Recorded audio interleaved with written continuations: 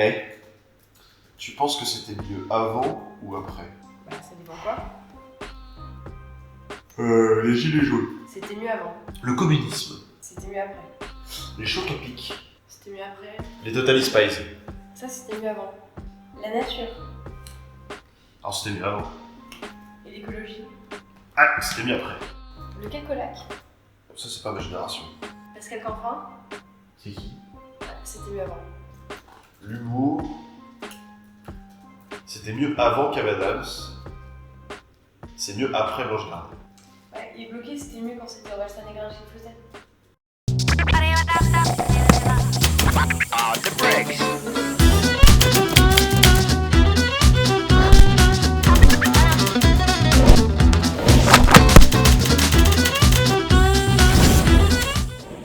Vous adorez les hypermarchés?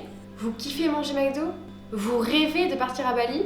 Bah non. Eh bien, si vous êtes comme Robin, félicitations, vous venez de rentrer dans l'ère du no-fake. C'est en tout cas ce que croit Jean-Laurent Casselli. Dans son bouquin No-Fake, il nous propose un voyage dans l'hyper-France. Il s'agit de lieux destinés à de jeunes urbains, séduits par cette image de la vieille France et qui souhaitent rompre avec les années 80-2000, ces années de globalisation qui ont vu émerger un monde homogène et normalisé. En réalité, ces lieux n'ont rien à voir avec le club de danse bretonne présidé par votre grand-mère. Et qui fréquente ces lieux? Les hipsters. Exactement. Et Casselli en fait un portrait assez sarcastique. Touriste de sa propre culture, cet insaisissable personnage d'après l'histoire est l'inventeur d'un folklore postmoderne dont le café latte et les toasts à l'avocat seraient le legs s'il était étudié par les anthropologues.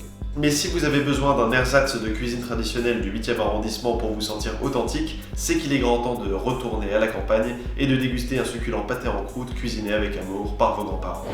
Commissaire politique repenti sous l'ère soviétique, Zygmunt Bauman est l'auteur de nombreux essais. À la fin de sa vie, le sociologue polonais écrit Rétrotopia. Ce livre fait office de testament intellectuel dans lequel il revient sur ses constats et ses analyses sur la société contemporaine qu'il appelle lui-même la société liquide. Mais loin de se limiter aux râleries qu'il oppose au présent, Bauman met en garde contre les principaux périls de nos sociétés, celle d'un retour en arrière qui s'opère de différentes manières, par un retour aux inégalités, au tribalisme ou à l'insécurité. Face à la postmodernité, les réactionnaires refusent en bloc le présent au profit d'un passé fantasmé et refusent d'en découdre avec le monde d'aujourd'hui. D'après l'auteur, la solution est entre les deux.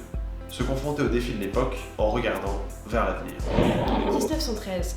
À la veille de la Grande Guerre, Charles Péguy, sous prétexte de régler ses comptes avec ses détracteurs, règle ses comptes avec son époque.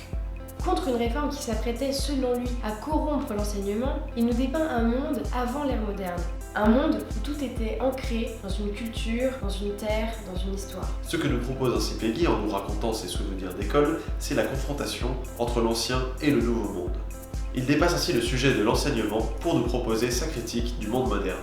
Pour la première fois dans l'histoire du monde, l'argent est maître sans limitation ni mesure.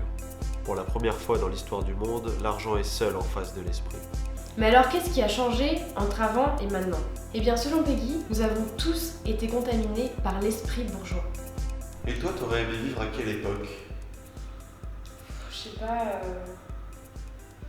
Le passé ça me fait pas rêver, le futur ça me fait plutôt peur. En fait, on a de la chance d'être en 2019. Ok, la biodiversité s'effondre, ok, les inégalités s'accroissent, et il y a encore des gens pour lire Combini. Mais quelque part, en fait, on est des privilégiés parce qu'on a conscience de ça, et on est de plus en plus nombreux à agir. Bon, enfin calme-toi, parce que t'as quand même passé ta journée dans le canapé à rien faire. Those words